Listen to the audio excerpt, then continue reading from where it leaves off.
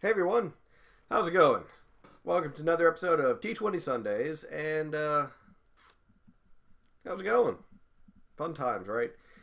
As you can tell by the title, How to Lay a Dragon, it's not a typo. It is How to Lay a Dragon, not slay, even though that is what we normally do in Dungeons and Dragons. It's How to Lay a Dragon. You see, back in 2nd edition, this isn't back when 2nd edition first came out, but rather when I first played it. I was playing you know, my rogue, my thief, Auric. Charming, suave, bit sarcastic, a little smarmy, but for the most part, gentlemanly when in the appropriate group. And I believe Tandis was the halfling paladin. I'm not sure how that happened, but he was. And then Corum was the cleric.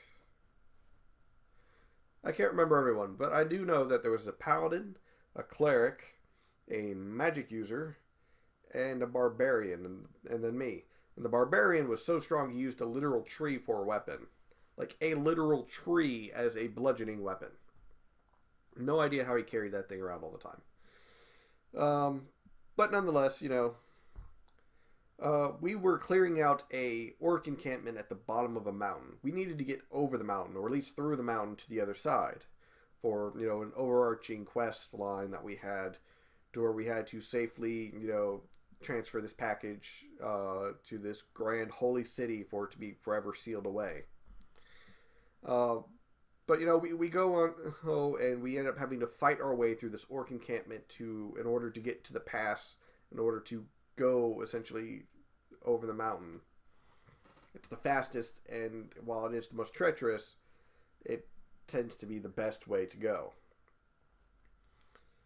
And then, if I remember correctly, the paladin gets hurt badly, the cleric gets knocked unconscious, and the magic user almost dies.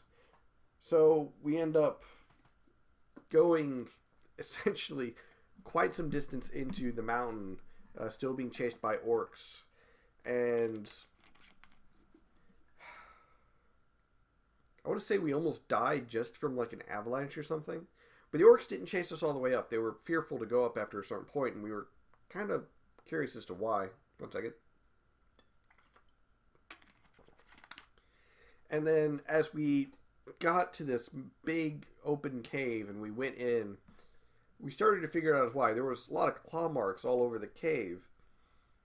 And next thing we knew it, we were standing in front of a large hoard of gold. And us being 7th level, I think, at the time, we knew we were in for a bad time if we touched anything, or that if we were even heard. The problem is, we were heard. So, the dragon sort of, think Smog from the Hobbit movies, just comes out from underneath the gold, coins clattering everywhere and everything, and just kind of looms over us. And it's like, we don't have the health to fight. But, it is a good aligned dragon. Not overly good, but good enough. I can't remember the exact color of the dragon, but they're known as to be good dragons, but they're extremely territorial. So, before anyone else says anything, I immediately scream, "Parlay," which makes everyone look at me. It's like, "Ian, what are you doing?" It's like, well, doing what my rogue does best. I proceeded to parlay and charm the dragon in order to let us go through, with the exception of myself. Essentially, the deal was that I would become the dragon's prisoner until my comrades reached the next town. And they would not take a single thing from her hoard or her treasure or anything. Yeah, I found out after they left that it was a female dragon, and I was forced to entertain her. So Auric did the best thing he could and retold stories of his adventures. The party, of course, protested, but they had no other choice. two of them were on their last legs, and yeah, things were not looking good. But, they get away and they head back down the other side of the mountain, leaving me with this large dragon who's just staring at me. So Oric starts talking, because that's what Oric does. He talks and talks and talks, because he's charismatic. And the DM pulls me into the other room, and we start talking for a moment, and he's like, okay, what do you want to do? You essentially have stripped yourself down of all your gear, left it into a pile, and put yourself at the mercy of the dragon. What is your game plan? And I said, I don't have one, but Oric flirts. So Oric started flirting with the dragon. At first it's, commenting on how magnificent the dragon looks, how beautiful their scales are and everything. And then it started to get more and more flirty. The party is like, preparing their stuff that they have to do in order, once they get to town, essentially to heal up and go back and get Oric, because they're not going to leave him there. So me and the DM were still in the other room talking. We brought our dice with us, and we're making checks and stuff. And when we come back, everyone's like, okay, we got all of our supplies and everything. We're going to go back. And it's like, okay, well, you have to rest first, because you guys are so badly injured that you rest for a whole day. And when the next day, when you get ready to leave town, you see Oric and this beautiful elven woman standing side by side on the edge of town, and Oric kissing her hands before putting his mask on and coming into town, and her disappearing with the morning fog.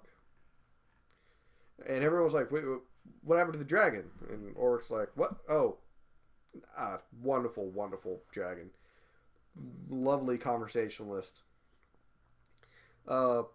Eventually, they got out of Oric after one night of heavy drinking that Oric had actually slept with the dragon. He had essentially flirted so much that the dragon took a more humanoid form, and then they started flirting with each other, and things happened.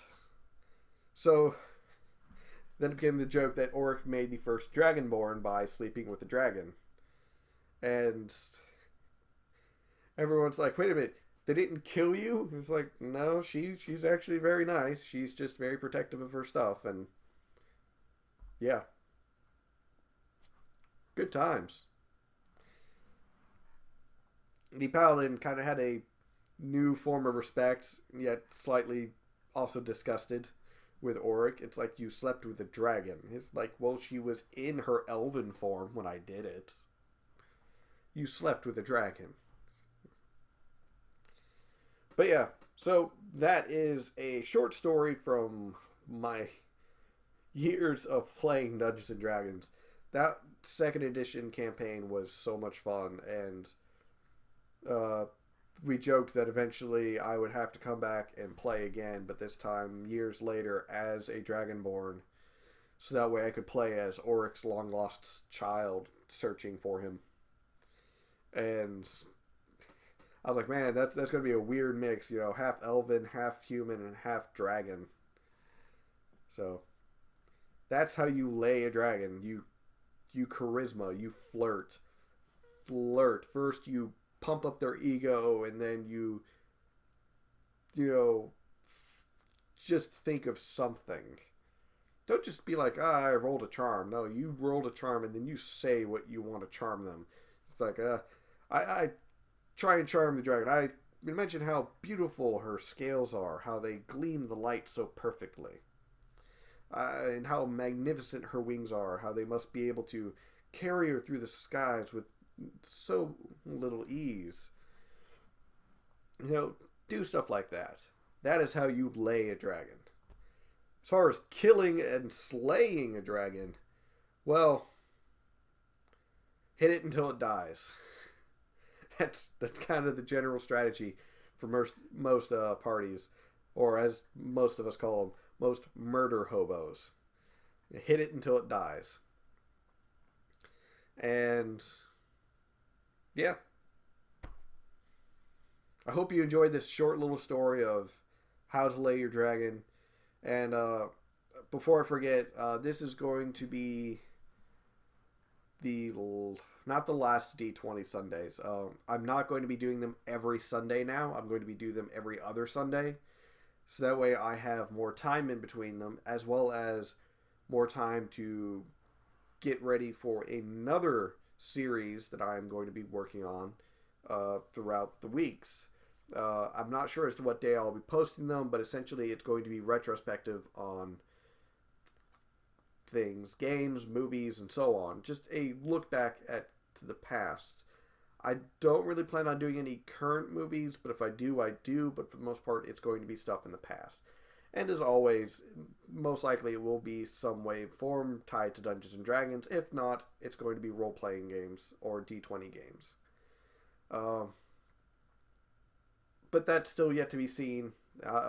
You have to remember, at the time of making this video, I am still in that growing stage. I am in that part of being a YouTuber and a channel that I don't fully know what I'm doing or what I want. I'm still figuring that out. But who knows? We'll see how it goes. Anyways, that's it for today. Catch you guys later.